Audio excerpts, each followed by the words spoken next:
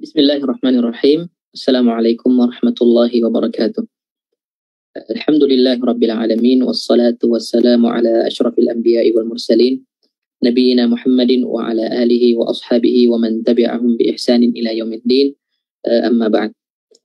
Alhamdulillah para pemirsa Markas Inayah yang sama berbahagia. Insyaallah pada kesempatan yang kali ini, kesempatan sore ini kita akan membahas mengenai zakat harta, ya. Zakat harta atau yang dalam bahasa Arab disebut dengan zakatul mal. Biasanya beberapa ilmu dalam ilmu fikih itu ada musim-musimnya, ya, ada musimnya. Kalau sholat, ya, musimnya itu tiap hari. Jadi seorang muslim harus mempelajari fikih sholat, terus-menerus berkesinambungan dan mengetahui beberapa hukum-hukum yang berkaitan dengan sholat. Haji seperti itu, ya. Haji memiliki musim, ya, yang dimana biasanya sebelum musim haji dimulai, seseorang mulai mempelajari lagi, ya, atau mengulangi pelajaran-pelajaran yang berhubungan dengan haji. Begitu pula dengan bulan Ramadan, ya, yang dimana terdapat ibadah puasa dan ibadah zakat. Makanya biasanya, ya, sering ada kajian-kajian yang berhubungan dengan puasa sebelum Ramadan atau ketika pas Ramadan, dan di akhir Ramadan, ya, dengan momen zakat fitrah, ya, biasanya ada pembahasan mengenai zakat secara umum, ya, mengenai zakat secara umum. Kenapa kita katakan zakat secara umum, ya? Karena zakat secara umum itu terbagi dua, ya. Zakat secara umum itu terbagi dua. Yang pertama adalah zakat harta, ya, dan yang kedua adalah zakat fitrah, ya. Yang pertama adalah zakat harta dan yang kedua adalah zakat fitrah. Yang kita keluarkan, ya, di akhir Ramadan dan di awal bulan Syawal itu adalah zakat fitrah. Zakat fitrah yang dimana dia dikeluarkan berupa bahan pokok dan tidak dipersyaratkan dalam zakat itu beberapa persyaratan-persyaratan yang ada di zakat harta. Karena zakat fitrah itu berhubungan dengan Idul Fitri, ya, jadi tidak perlu ada persyaratan selama 1 tahun, ya, atau ada nisab, ya. Berbeda dengan zakat harta yang dimana itu bisa dikeluarkan kapan saja apabila syarat-syaratnya telah terpenuhi. Ya, kita membahas zakat harta, ya, membahas zakat harta. Jadi zakat harta itu para jamaah sekalian, ya, sudah kita sebutkan tadi, ya, berbeda dengan zakat fitrah. Zakat harta adalah zakat yang diwajibkan oleh Allah Subhanahu wa taala pada beberapa harta tertentu yang diberikan kepada golongan tertentu, ya, dengan tata cara yang sudah diatur oleh syariat. Secara bahasa, ya, zakat, ya, baik itu zakat fitri, ya, atau zakat harta, zakatul mal. Zakat itu secara bahasa adalah an-nama, ya, tumbuh. Ya, makanya di dalam bahasa Arab jika dikatakan zakat zar'u, ya, artinya itu adalah tanaman itu, ya, atau tumbuhan, ya, itu bertumbuh, ya. Jadi arti yang pertama dari zakat itu adalah tumbuh, ya. Zakat zar'u artinya adalah tanaman itu tumbuh. Dan di antara arti dari kata zakat itu adalah keberkahan, ya. Jadi jika dikatakan, ya, zakatin nafaqah, ya, artinya adalah nafkah itu berkah, ya. Nafkah itu berkah. Dan di antara arti juga adalah pujian, ya. Makanya dalam Al-Qur'an disebutkan fala tuzakku anfusakum. Maka janganlah kalian memuji diri kalian. Para ulama berusaha untuk, ya, berusaha dan menggabungkan semua arti-arti zakat secara bahasa ini. Mereka mengatakan bahwa dengan mengeluarkan zakat, maka seseorang akan, pertama, hartanya akan berkembang karena diberkahi oleh Allah Subhanahu wa taala. Yang kedua, sesuai dengan maknanya juga akan diberkahi oleh Allah Subhanahu wa taala, baik itu orangnya atau hartanya. Dan yang ketiga, ya, dari arti zakat yang sudah kita sebutkan tadi, yaitu adalah pujian, ya, terpuji. Zakat fala tuzakku anfusakum, maka janganlah kalian memuji diri kalian. Artinya adalah bahwa ketika seseorang mengeluarkan zakat, ya, maka para malaikat ya, atau juga pemberi atau penerima zakat ya, akan memuji orang yang mengeluarkan zakat. Jadi 3 makna itu ya secara bahasa ada terkandung dalam proses pengeluaran atau pembayaran zakat itu sendiri. Para jamaah sekalian ya, pemirsa yang sama berbahagia, zakat itu kalau kita mau percepat saja ya, diberikan kepada 8 golongan yang telah disebutkan dalam Al-Quran ya. Ada 8 golongan, bisa dicek dalam Al-Quran. Namun secara umum pelaksanaan zakat itu ya di Indonesia, kita memberikan itu ke seseorang, baik itu perwakilan atau dan sebagainya. Misalnya kita berikan ke panitia masjid ya, atau kita berikan ke ke lembaga-lembaga yang khusus untuk mengurus zakat ya. Makanya kita tidak perlu membahas siapa golongan itu, karena penerapan di Indonesia cukup dengan mewakilkan kepada lembaga atau ke beberapa orang. Meskipun kita juga bisa memberikan zakat itu sendiri kepada para penerima zakat ya. Kita sebutkan ada 8 golongan, namun terdapat khilaf ya dalam para ulama. Apakah satu zakat yang dimiliki oleh orang misalnya saya ingin melakukan zakat, apakah zakat itu wajib diberikan kepada 8 yang ada ya, atau kita bisa berikan kepada satu orang dari 8 golongan tersebut ya. Ya itu ada khilaf ya, kembali ke apa yang diterapkan di negara kita. Di negara kita meskipun bermazhab Syafi'i yang di mana Syafi'i berpendapat bahwa semua penerima zakat harus mendapatkan bagian yang rata dari satu orang itu ya. Misalnya saya punya zakat harta ya, misalnya saya punya uang 5 juta mau saya bagikan, harus 8 golongan itu dapat ya. Namun beberapa mazhab lain ya mengatakan cukup 1, tidak apa-apa. Bahkan 1 orang dari 1 golongan tidak mengapa, dan itu kita kembalikan kepada penerapan apa yang diterapkan di negara kita, negara Indonesia. Tergantung lembaganya ya, tergantung lembaga di mana kita mewakilkan zakat tersebut. Adapun orang yang wajib untuk mengeluarkan zakat ya, di sini yang pertama adalah Islam. Yang pertama adalah orang Islam ya. Karena disebutkan dalam hadis-hadis yang disebutkan oleh Nabi kita Muhammad SAW menyebutkan lafaz al-muslimun. Dan orang itu juga harus merdeka ya. Ini sudah tidak ada ya perbudakan. Jadi tidak perlu kita bahas terlalu panjang lebar. Nanti ada namanya al-mukatab ya. Ada yang setengah merdeka, setengahnya lagi masih hamba ya, itu tidak perlu kita bahas. Yang penting adalah kita adalah seorang muslim. Nah, ada beberapa syarat yang dipersyaratkan oleh mazhab Hanafi, namun tidak kita persyaratkan, yaitu adalah orang itu harus orang yang sudah balik ya. Ini adalah pendapat mazhab Hanafi yang tidak diterapkan oleh negara kita, karena kita bermazhab Syafi'i. Dan begitu juga dengan mazhab Hambali yang mengatakan bahwa zakat tidak perlu dilihat dari balik tidaknya seseorang, karena zakat itu dikeluarkan dari harta ya, dikeluarkan dari harta. Bahkan dalam hadis disebutkan al-muslimun ya, al-muslimun, tidak disebutkan lafaz-lafaz sudah balik atau sebagainya. Namun mazhab Hanafi mengatakan bahwa zakat seperti ibadah lain ya, harus dikeluarkan dan dilaksanakan dari orang yang sudah memang ditujukan kepadanya perintah, dan tidak ditujukan kepada perintah kecuali orang yang sudah balik. Nah, kita terapkan mazhab Syafi'i ya, mazhab jumhur yang mayoritas ulama mengatakan bahwa zakat itu wajib meskipun milik harta orang yang belum balik. Jadi anak kecil yang memiliki harta yang banyak, misalnya orang tuanya meninggal ya, mendapat warisan yang banyak dan sudah lewat 1 tahun ya, dan ada hartanya banyak, sudah sampai nisab zakat, maka wajib untuk dikeluarkan zakatnya. Siapa yang mengeluarkan? Dia? Bukan, walinya ya, walinya. Jika ada wali, kalau tidak ada ya pemerintah ya, karena pemerintah adalah wali bagi orang yang tidak memiliki wali. Para jemaah sekalian, zakat ya, zakat merupakan ibadah yang mujma'un alaih, yang artinya adalah sudah disepakati dan merupakan kalau dikatakan ijma' ulama ya. Dan itu dalilnya dari Al-Quran ada ya. Khudh min amwalihim shadaqatan tutahhiruhum ya, walladzina yaknizuna adh-dhahaba wal fiddah ya, disebutkan dalil-dalil mengenai zakat.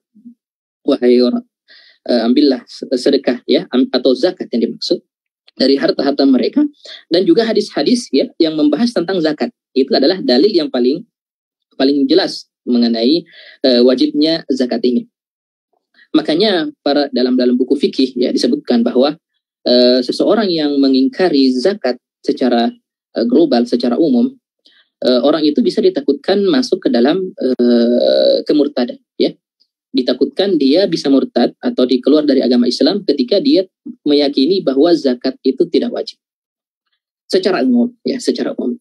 Karena ya dalam rincian zakat ada beberapa rincian yang itu diperselisihkan oleh ulama kita. Misalnya, zakat yang akan kita bahas nanti adalah zakat niaga. Zakat niaga itu menurut mazhab Syafi'i adalah harus dikeluarkan, ya, harus dikeluarkan. Berbeda dengan mazhab Hanafi yang mengatakan bahwa zakat niaga itu tidak ada, ya, tidak ada. Nah, kalau misalnya ya, apakah orang yang memilih mazhab Hanafi ketika mengatakan tidak ada namanya zakat niaga, apakah dikatakan keluar dari agama Islam? Tidak, ya, tidak, karena para ulama mengatakan man jahada wujubaha, ya, barang siapa yang mengingkari kewajiban zakat, ya, bil kulliyah, secara umum, au fima yujma'u alaihi fiha, atau hal-hal yang memang sudah sepakat para ulama di situ, fayakfur, ya, ditakutkan dia akan keluar dari agama Islam. Ammal mukhtalaf fihi min ahkamiz zakah, ya. Adapun beberapa hukum-hukum rinci yang memang di situ ada perselisihan, maka itu tidak ditakutkan baginya seseorang yang mengingkari tersebut untuk keluar dari agama Islam, karena memang bagian itu adalah bagian diperselisihkan oleh para ulama. Seperti zakat niaga, ya, atau zakat perhiasan, atau zakat madu, ya, yang dimana hal-hal itu ada perselisihan yang di dalam fikih atau dalam konteks dalam teks-teks tradisional para ulama yang lalu, ya. Mungkin bisa dipahami, ya, bisa dipahami. Kemudian karena saking wajibnya zakat ini para jamaah sekalian, maka tadi kita katakan bahwa orang yang mengingkari zakat itu ditakutkan dia keluar dari agama Islam, ya, orang yang mengingkari zakat. Namun ketika ada seseorang yang dia yakin bahwa zakat itu wajib, ya, namun dia tidak mau mengeluarkan zakat. Nah, dia tidak mengeluarkan zakat, maka para ulama mengatakan tetap diambil zakatnya secara paksa, ya, karena itu adalah bagian dari dalam tanda kutip jatahnya Allah untuk dibagi-bagi kepada kaum muslimin secara luas. Para jamaah sekalian, kita masuk ke pembahasan pertama, ya. Zakat itu banyak, ya. Zakat itu banyak, dan zakat tidak semua kita bahas di sini. Ya, tidak semua kita bahas di sini. Jadi zakat itu terbagi dua. Yang pertama adalah zakat zatnya, ya, bendanya. Yang kedua zakat berupa nominalnya atau harganya. Yang dimaksud dengan zakat yang merupakan zatnya yaitu seperti hewan ternak, ya, atau hasil kebun, ya, dan sebagainya. Adapun misalnya, ya, contoh kedua dari zakat yang dikeluarkan dalam bentuk harganya atau nominalnya, yaitu adalah zakat niaga. Zakat niaga. Dan ini ada banyak, ya. Kalau beberapa mazhab ada 8, ya, tergantung mazhab yang dianut. Namun secara umum kita akan membahas di sini dua. Yang pertama adalah zakat emas dan perak, ya, dan zakat niaga. Karena kenapa?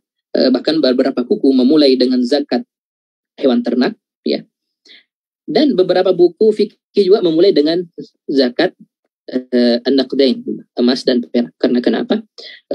Bihima qawamul hayah, ya. Mereka mengatakan bahwa dengan emas dan perak ini kehidupan manusia berlangsung di muka bumi ini, ya.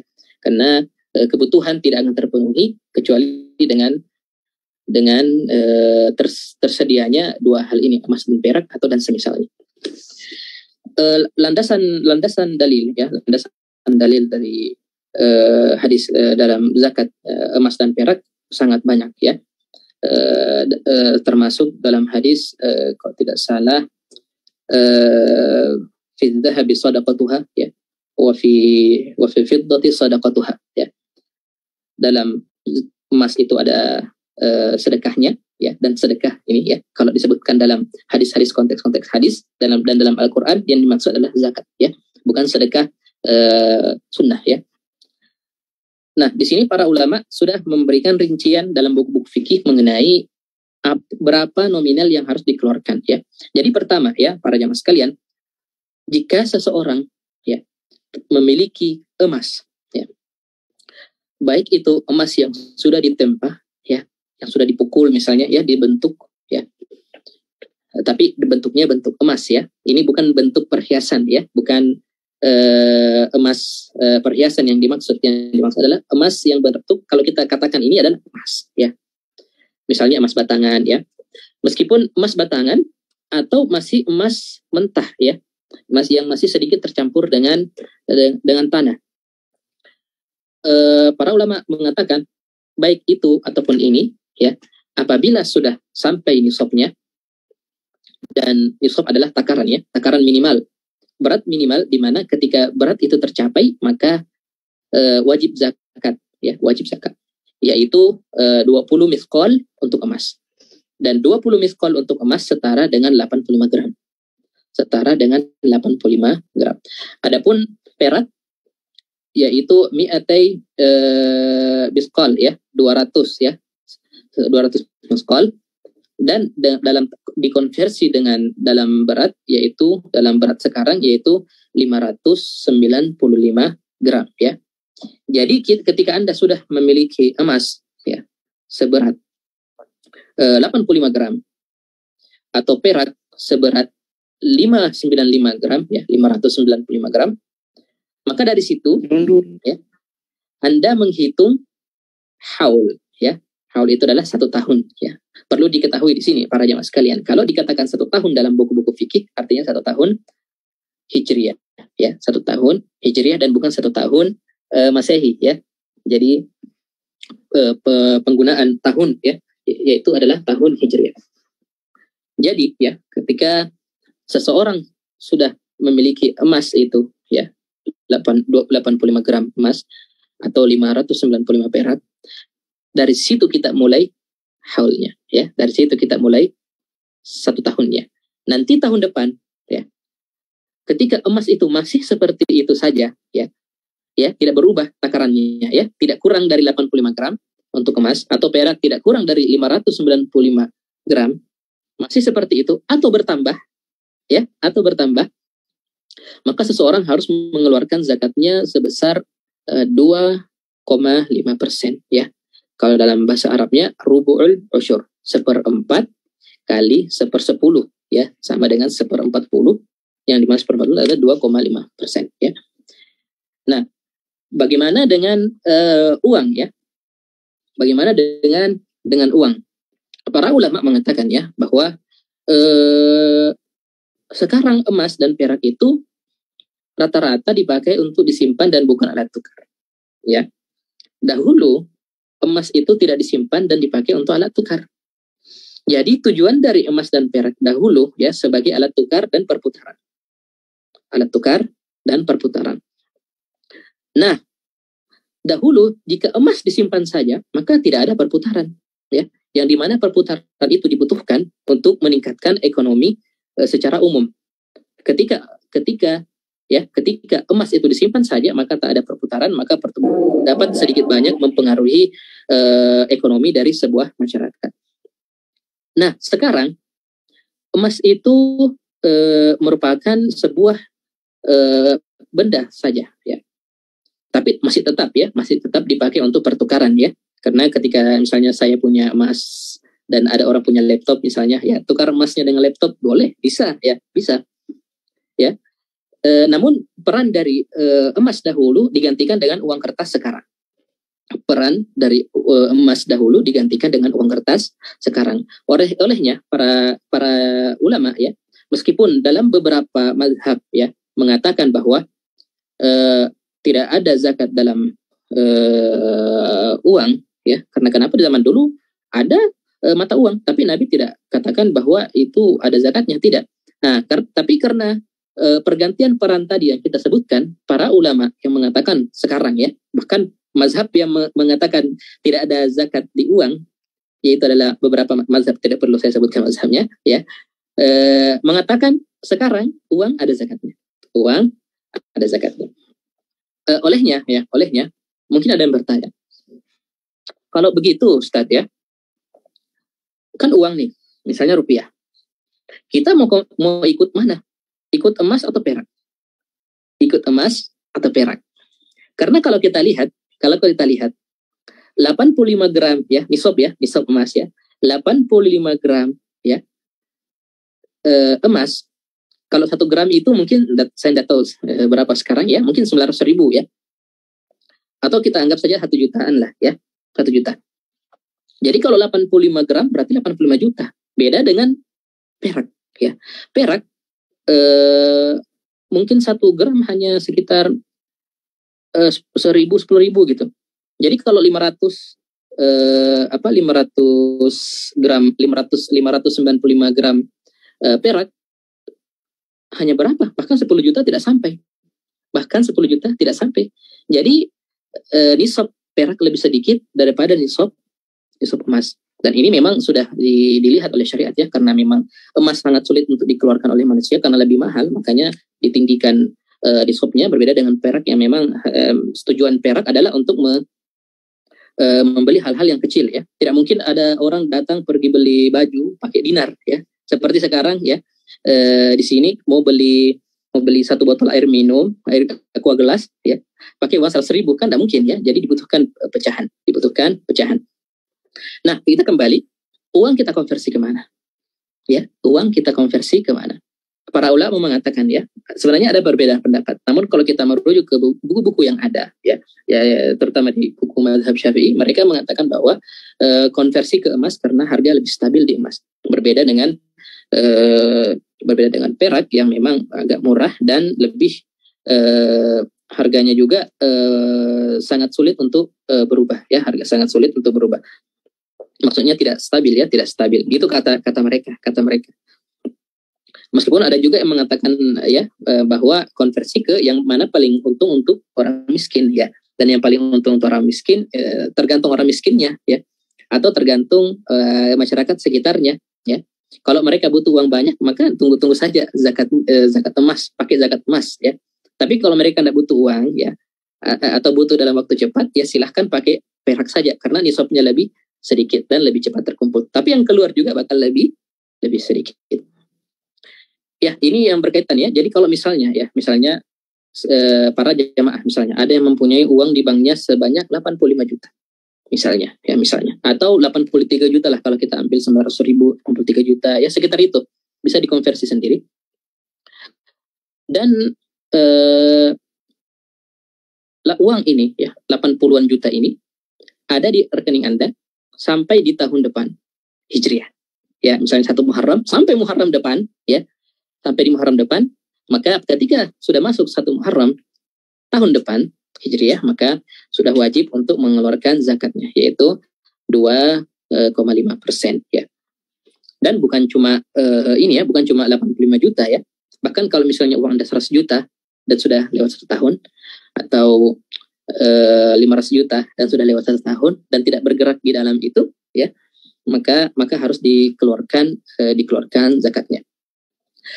Nah, mungkin ada yang bertanya, Ustadz, bagaimana dengan zakat-zakat ya emas ya, batangan misalnya.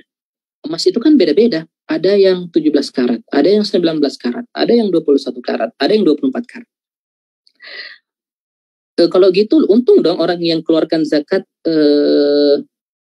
yang 17 karat karena lebih murah ya.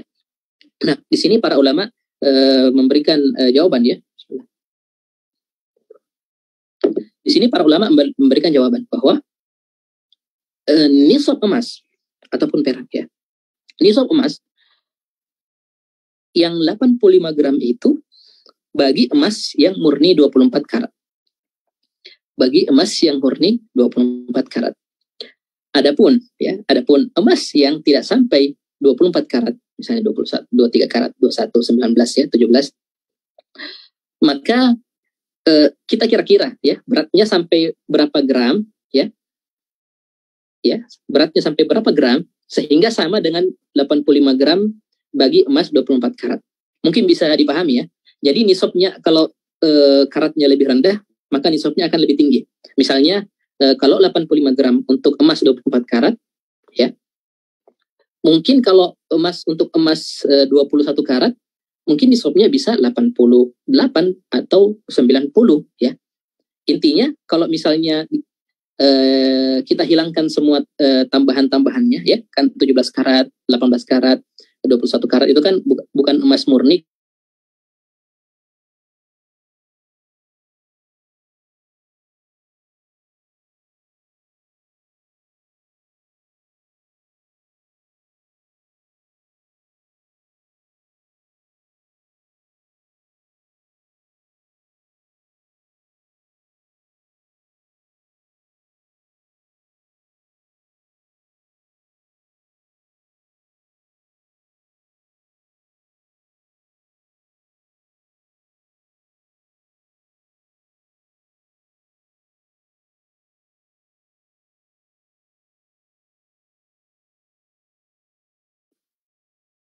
Ya. Bismillah. Mudah-mudahan masih tersambung ya. Ya. Jadi bisa dipahami ya para jamaah sekalian bahwa 85 gram itu untuk emas 24 karat ya. Bukan untuk emas 17, maka kalau karatnya kurang, maka jumlahnya juga ditambah ya, jumlahnya juga ditambah. Untuk sampai di sini untuk emas dan perak dan zakat uang ya, dan zakat uang. Kemudian kita pindah ke zakat perniagaan ya. Zakat ya, rotasi. Bismillah, coba. Maaf ya para peserta.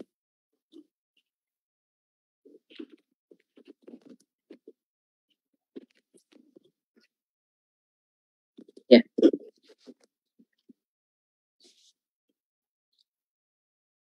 Ya. Kemudian kita masuk ke zakat perniagaan. Yang dimana zakat perniagaan ini kita katakan bahwa ada khilaf di situ. Mazhab Hanafi mengatakan tidak ada zakat perniagaan. Ya. Makanya orang yang bermazhab Hanafi kalau mengingkari zakat perniagaan maka tidak dikatakan mereka kafir. Ya. Tidak, karena ini termasuk hal yang mukhtalaf fihi, yang diperselisihkan oleh para ulama. Dan ini sudah kita jelaskan tadi ya di awal pembahasan. Zakat perniagaan ya. Landasan dalilnya adalah hadis yang kita sebutkan tadi. Namun ada lanjutannya. Fi zahabi sadaqatuhu wa fil fiddati sadaqatuha wa fil bazzi sadaqatuhu ya. Dalam emas itu ada sedekahnya, dan dalam perak itu ada sedekahnya, dan dalam al-baz ya itu ada sedekahnya. Al-baz ya pertama kita sebutkan sedekah itu kalau disebutkan dalam syariat artinya adalah zakat. Itu yang pertama. Yang kedua, al-baz ya. Al-baz itu menurut para ulama terjemahan dari al-baz ya. Al-baz itu adalah kain ya yang disiapkan untuk dijual. Bahkan ada beberapa ulama seperti Al-Jauhari mengatakan al-baz juga itu bisa diucapkan untuk senjata yang ingin dijual. Dan kita ketahui bersama bahwa ya di sedekah itu ya atau zakat itu tidak ada zakat baju ya. Tidak ada zakat senjata ya. Yang ada hanya zakat hewan ternak ya, zakat emas dan perak ya, biji-bijian dan tumbuhan ya, bahkan ada zakat barang temuan ya. Tidak ada namanya zakat baju dan zakat senjata ya, tidak ada. Kalau kita mau pakai acuan arti tadi al-baz dan arti al-baz ya. Nah dari sini para ulama mengatakan bahwa jadi kalau itu bukan bajunya dan bukan senjatanya dong, tapi jualnya ya. Karena disebutkan di situ al-baz adalah baju yang dipersiapkan untuk dijual atau persenjataan atau senjata yang dipersiapkan untuk dijual ya. Maka dari sini para ulama mengatakan bahwa zakat niaga ada ya, zakat niaga ada, tapi agak sedikit berbeda beberapa hukumnya dan agak sedikit ini ya, agak sedikit tricky, apa maksudnya agak sulit untuk dipahami dan diterapkan ya. Para ulama mengatakan ya misalnya sebelumnya niaga at-tijarah ya, zakat at-tijarah, zakat perniagaan. Para ulama mengatakan bahwa perniagaan atau tijarah itu adalah engkau membeli barang ya, kemudian menjual barang itu kembali. Makanya para ulama mengatakan ya bahwa selain dari model itu tidak ada zakatnya. Jadi beda ya menjual dengan berdagang. Berdagang adalah mengambil barang, nyetok barang kemudian dijual. Beda dengan menjual ya. Menjual kan bisa jadi saya mengambil barang kemudian jual, atau buat makanan ya, atau buat baju ya, atau buat sepatu misalnya kemudian jual. Itu namanya sina'ah. Zakat pada kesempatan kali ini kita membahas zakat at-tijarah dan tidak ada namanya zakat sina'ah. Olehnya berdasarkan ini para ulama mengatakan bahwa jika seseorang membeli ayam kemudian dia goreng ya, kemudian dikasih bumbu kemudian dia jual, itu bukan berdagang ya, itu bukan berdagang, itu dikategorikan sebagai as-sina'ah ya. Ketika seorang membeli kain kemudian dia jahit ya, kemudian dia bentuk baju ya, yufasilus siyab ya, tafsilus siyab ya, mengukur ya, menjahit baju kemudian dijual, itu bukan berdagang, itu namanya adalah sina'ah. Sina'ah ya itu bisa pabrikan ya, pembuatan ya. Kalau dalam bahasa Indonesia sina'ah itu pabrikan, masna'kan artinya pabrik ya dalam bahasa Arab. Yang seperti itu tidak ada zakatnya. Yang ada zakatnya seperti apa? Yang berniaga. Anda mengambil barang kemudian dijual, seperti toko-toko swalayan ya, atau toko-toko di Indonesia yang secara umum mengambil barang dari produsen ya, kemudian dia jual ya, untuk mendapatkan untung. Di situ ada zakatnya. Nah, tadi di emas dan perak ada haul dan ada nisab. Dan haul kapan dihitung? Ketika barang sudah mencapai nisab. Namun berbeda dengan zakat niaga. Zakat niaga, haul dihitung ketika Anda sudah mulai proses perniagaan. Misalnya ya, kalau di zakat emas dan perak tadi, saya kumpul-kumpul uang ya, kemudian ketika sampai 85 juta ya, saya menghitung haulnya dari ketika uangnya itu sudah sampai 85 juta. Misalnya 1 Muharram ya, nanti 1 Muharram tahun depan baru saya keluarkan zakat. Berbeda dengan niaga. Awal haul itu dihitung dari ketika Anda mulai berniaga. Meskipun modal Anda yang Anda pakai untuk berniaga itu tidak sampai nisab, tidak sampai 85 juta ya. Mungkin bisa dipahami ya para jamaah sekalian. Jadi kalau misalnya saya mulai berniaga pada 1 Muharram tahun ini dan modal saya cuma 1 juta dan itu tidak ada zakatnya. Namun karena saya mahir dalam berniaga ya, nanti di akhir tahun Hijriah ya, total urut tijarah ya, total barang-barang yang ada dan keuntungan sudah mencapai lebih daripada 85 juta, 90 juta. Maka pada tahun itu ya, pada tahun depannya itu saya harus mengeluarkan zakat 2,5% dari total urut tijarah atau barang jualan yang ada di toko saya ya, dari toko yang ada di toko saya. Kenapa demikian para jamaah sekalian? Kenapa tidak ditunggu lebih ya? Para ulama mengatakan bahwa kalau kita mau hitung-hitung seperti itu ya, harus nisab dulu kemudian haul, agak sulit. Karena kenapa? Harga berdasarkan waktu, tempat ya, dan beberapa faktor-faktor lain itu bisa berbeda ya, naik turun. Misalnya barang yang ada di jualan saya itu senilai dengan 85 juta. Besoknya karena harga pasar turun. Besoknya lagi harga pasar naik ya. Jadi seperti itu enggak stabil. Makanya para ulama mengatakan ya mau di tengah naik turun ya. Yang penting ketika sudah sampai di penghujung haul ya, di ujung tahun, maka dikeluarkan zakatnya. Dan bagaimana cara menghitungnya, Ustaz? Para ulama memiliki tafsil, ya. Tafsil rincian yang sangat mendalam untuk zakat perniagaan. Ya, mereka mengatakan harus dengan niat tijarah, ya, dengan niat ini, ya, harus pokoknya banyak tafsilan yang sangat agak rumit, namun yang lebih aman yang seperti yang akan saya jelaskan. Ketika Anda sudah mulai perniagaan, misalnya 1 Muharram, dari situ Anda memulai haul. Ya. Kemudian Anda membeli barang dengan keuntungan yang Anda punya, dengan modal yang Anda punya. Nah, misalnya Anda punya toko, sudah beli barang, ya, atau tidak perlu toko, ya, tidak perlu toko, sudah ada barangnya tersedia, Anda stok misalnya, Anda stok, ya. Nanti di akhir tahun, ya. Nah, satu Muharram, ya, sudah lewat Muharram, Safar, Rabiul Akhir, sampai di Zulhijjah, kemudian masuk di Muharram tahun berikutnya, Anda lihat barang jualan Anda. Ya. Yang dipajang ini nilainya berapa, ya. Misalnya kan saya sudah, kan modalnya saya kemarin kan cuma 1 juta, tapi kan sudah bolak-balik terus, ya, jual. Anda lihat harta barang Anda, misalnya nilainya 50 juta. Anda lihat di meja kasir Anda ada uang berapa, ya. Ada uang misalnya 20 juta, ya. Bahkan para ulama mengatakan jika Anda memiliki harta yang sama dengan mata uang Anda, maka masukkan juga, ya, misalnya di tabungan, ya. Di tabungan ada sekitar 10 juta atau 15 juta, ya. Maka dikeluarkan zakat semua itu, ya. Dikeluarkan zakat semua itu. Itu gampangnya, ya, itu gampangnya. Nah, kalau mau susah, ya, hitung untung itu, untung dan modal itu beda. Untung dan modal. Jadi kalau ada untung, ya, dapat untung dihitung lagi haulnya 1 tahun ke depan. Nah, itu agak sulit karena dan yang gampang adalah yang kita sebutkan tadi, ya. Nanti di akhir tahun Anda hitung semua secara umum, nanti keluarkan 2,5%. Dan ini akan kita membuat kita membahas pembahasan baru, yaitu bolehkah kita mempercepat zakat?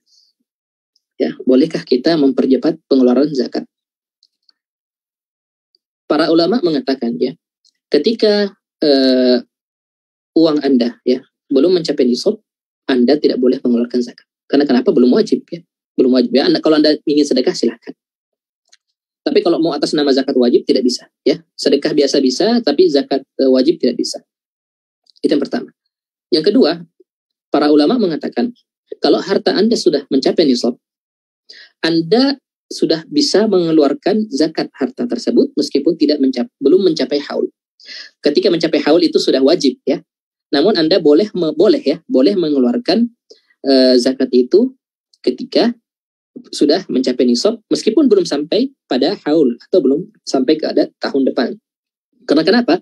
Para ulama memiliki kaidah. Bahwa semua ibadah yang memiliki 2 sebab, ya, boleh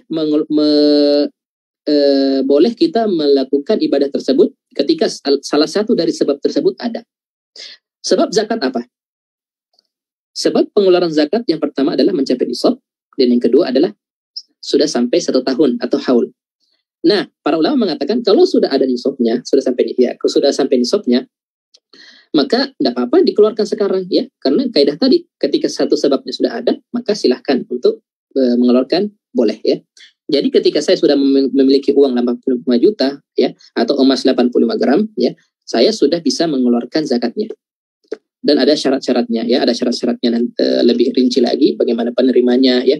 Kalau penerimanya miskin sekarang tapi nanti pas di akhir haul kaya, ya, atau dia miskin sekarang dan di akhir haul kaya, tapi kayanya karena zakat yang kita berikan dan bukan karena hal lain, itu ada rinciannya, dan rincian itu lebih mendalam di buku fikih, ya. Nah, kita bisa memajukan pengeluaran zakat, ya, tidak mesti menunggu haul, ya. Selesainya haul adalah masa wajib, dan ketika sudah selesai haul wajib untuk mengeluarkan dan tidak boleh ditunda-tunda sedikit pun, ya, tidak boleh ditunda-tunda sedikit pun. Nah, berdasarkan yang sudah kita dapatkan ini, kaidah yang tadi kita sebutkan, maka para ulama mengatakan silahkan menghitung barang niaga Anda, ya, karena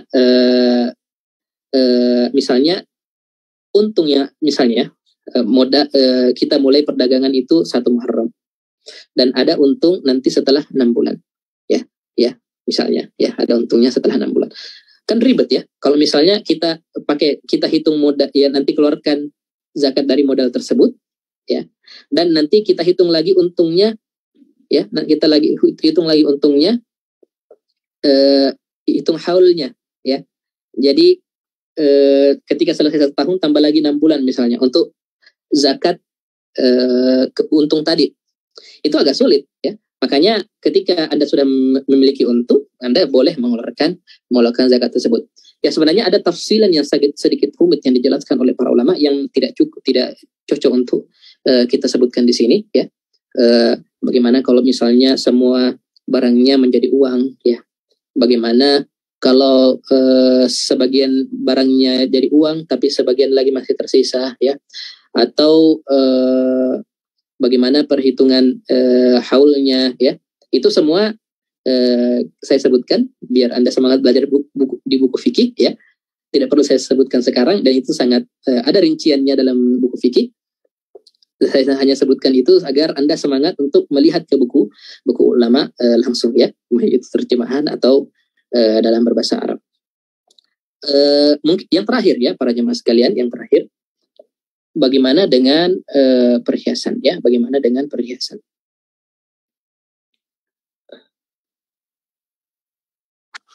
Iya. Yang terakhir adalah bagaimana dengan perhiasan ya? Iya, di sini sangat berbeda pendapat para ulama ya. Bahkan ini sudah menjadi perbedaan pendapat yang sudah sangat lama ya. Bisa dibilang khilaf klasik ya, khilaf klasik dari 4 mazhab atau ulama secara umum.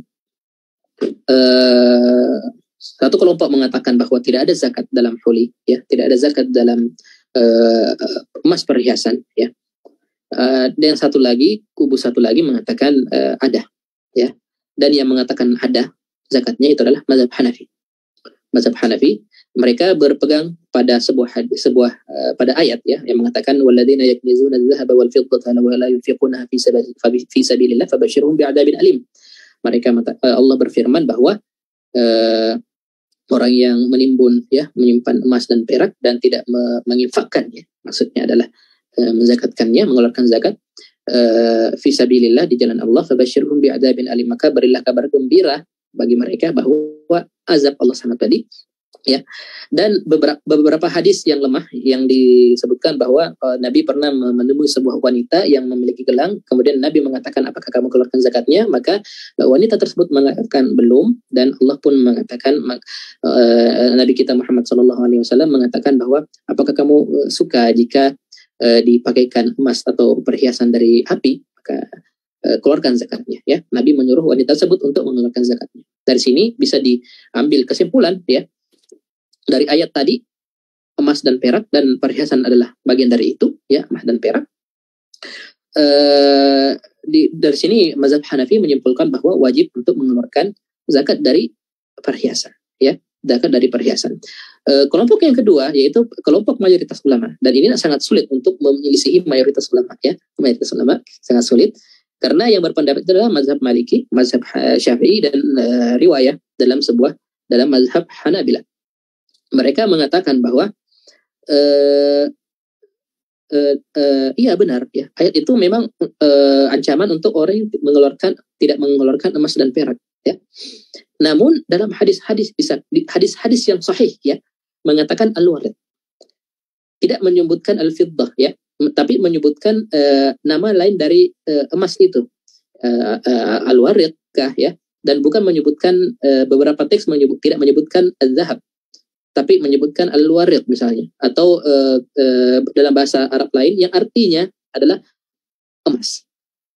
Dan dalam bahasa Arab ketika seseorang mengatakan al-warid ya itu tidak sah ya, kalau bisa dikata ya, tidak sah atau tidak bagus kalau kita sebut perhiasan itu sebagai al-warid ya. Itu kata para ulama di mazhab jumhur ya. Dan hadis-hadis yang dipakai untuk hadis yang dipakai untuk mewajibkan zakat perhiasan ini adalah semuanya hadis lemah, ya. Dan itu sudah diteliti oleh para ahli hadis, mengatakan bahwa hadisnya hadis kurang kuat, yang dimana hadis kuat mengatakan al-warid, ya, mengatakan lafaz-lafaz yang mengartikan itu adalah emas batangan, ya, atau emas yang masih mentah, ya, dan tidak mengatakan dan di mana lafal itu tidak cocok dikatakan sebagai perhiasan, dan karena memang tidak masuk. Seperti kalau kita di Indonesia kita katakan emas, ya, orang akan pikirannya ke emas batangan, bukan ke perhiasan, ya. Kalau kita mau bilang perhiasan, kita sebut perhiasan, ya. Seperti itu gambarannya, ya, seperti itu gambarannya. Dan 5 dari sahabat, ya, mengatakan tidak wajib untuk mengeluarkan zakat perhiasan. Seperti Ibnu Umar, Ibnu Abbas, ya. Saya tidak bisa ingat semuanya. Pokoknya ada 5 para sahabat yang mengatakan bahwa tidak ada zakat dalam perhiasan. Dan tidak ada satu sahabat pun diriwayatkan bahwa mereka mewajibkan zakat emas kecuali satu sahabat, yaitu Ibnu Mas'ud. Ibnu Mas'ud. Nah, Imam Syafi'i, ya, mazhab Syafi'i mengatakan bahwa ini kan ada perbedaan pendapat, ya, antara 5 sahabat dan 1 sahabat, ya. 5 sahabat mengatakan tidak ada emas, tidak ada zakat perhiasan. Satu orang sahabat mengatakan ada zakat perhiasan. Imam Syafi'i mengatakan idza ikhtalafa as-sahabah fa nuqaddim qaul man ya'duduhu al-qiyas, ya. Ketika para sahabat berselisih, ya, kita mengedepankan pendapat, ya, di antara mereka yang dimana pendapat itu didukung oleh qiyas. Nah, kalau kita lihat qiyas, apakah bisa perhiasan itu dijadikan sebagai dikeluarkan zakatnya, ya, Kalau kita lihat qiyas, semua benda, ya, semua tadi yang sudah diproses itu, ya, misalnya sapi sudah diproses menjadi daging itu tidak zakatnya, ya. Kalau kita misalnya membeli barang untuk dijual, ya, tapi di tengah perjalanan kita rubah niat kita, ya, nggak jadi jual deh, mau pakai aja, tidak ada zakatnya, ya. Atau misalnya beras, ya, beras sudah panen padi misalnya, ya, tapi sudah saya ambil, kemudian saya masak semua sudah jadi nasi, ya, tidak ada zakatnya, ya, tidak ada zakatnya. Nah, mereka para ulama juga mengatakan, nah, seperti ini juga emas, ya, ketika sudah dirubah menjadi perhiasan, tentu sudah dirubah bentuknya, bahkan sudah dipukul, ya, bahkan sudah dikerja sedemikian rupa agar namanya itu menjadi perhiasan. Dan perhiasan itu dipakai, bukan untuk disimpan. Kita lihat semua, ya, semua harta-harta zakat yang diwajibkan untuk zakat itu dikeluarkan karena tidak terpakai. Kenapa tidak terpakai? Misalnya emas dan perak tersimpan 1 tahun karena tidak terpakai, ya. Begitu juga dengan hewan ternak, ya, ya, tidak terpakai terus seperti itu selama 1 tahun, dikeluarkan zakatnya, ya. Zakat perniagaan seperti itu juga, ya. Zakat perniagaan seperti itu juga, ketika barang-barang yang terpampang itu sudah sampai 1 tahun tidak laku-laku, maka itu harus cepat diputar, makanya, dan tidak terpakai. Makanya seperti perhiasan itu dipakai. Makanya para ulama mengatakan, ya, ketika emas sudah dirubah menjadi perhiasan, maka dia seperti sapi pekerja. Sudah seperti sapi pekerja. Mungkin ada yang agak kenapa kok kayak sapi, ya. Nah, di sini kiasnya. Ini simpelnya. Hanya di kata itu saja para ulama mengatakan ketika emas sudah dirubah jadi perhiasan, maka sudah seperti sapi pekerja, ya. Dari kalimat yang sangat singkat ini kita bisa pahami, ya, bahwa mereka menggunakan kias, bahwa kalau kita lihat sapi, ya, sapi yang tidak dipakai bekerja ya, tapi sapi yang diternak. Sapi yang diternak itu yang ada zakatnya. Namun sapi yang dipakai untuk bekerja, untuk membajak sawah ya, atau untuk memutar air ya, kincir air misalnya agar air keluar, itu tidak ada zakatnya meskipun sangat banyak ya. Nah, para ulama mengatakan ya seperti itu juga dengan zakat perhiasan ya, seperti itu juga dengan zakat perhiasan, maka tidak ada zakatnya ya, tidak ada zakatnya. Adapun hadis-hadis ya yang mengatakan ada zakatnya, itu mereka mengatakan bahwa hadis itu lemah ya. Maka kita dengan ini memilih pendapat mayoritas jumhur ya. Biasanya perempuan senang kalau mengenai tidak keluar zakat perhiasan ya. Jadi kalau mau beli emas, beli perhiasan saja ya, itu kata mereka ya. Sebenarnya masih ada pembahasan yang bagaimana kalau kita sengaja mengurangi nisab sebelum dapat haul agar kita tidak mengeluarkan zakat. Bagaimana kalau kita memisah barang supaya tidak sampai nisab ya. Bagaimana kalau ada utang? Bagaimana kalau kita diutangi ya? Bagaimana kalau kita meninggal ya, kita memiliki harta barang jualan ya? Apakah harus dikeluarkan zakatnya, atau nanti ahli waris yang mengeluarkan, atau ahli waris tidak perlu mengeluarkan zakat tersebut karena tidak dianggap barang jualan bagi ahli waris? Nah, itu semua tidak cukup untuk kita bahas ya, dan sangat luas fikih ini. Maka dengan ini mudah-mudahan ya kita semangat belajar fikih ya, karena di situ kita bisa mengetahui halal, haram, dan hukum-hukum Allah mengenai ibadah-ibadahnya ataupun mengenai perkara dunia ini ya. Ya, mungkin hanya ini yang dapat kami sampaikan. Hadanallahu wa iyyakum ajma'in. Assalamualaikum warahmatullahi wabarakatuh.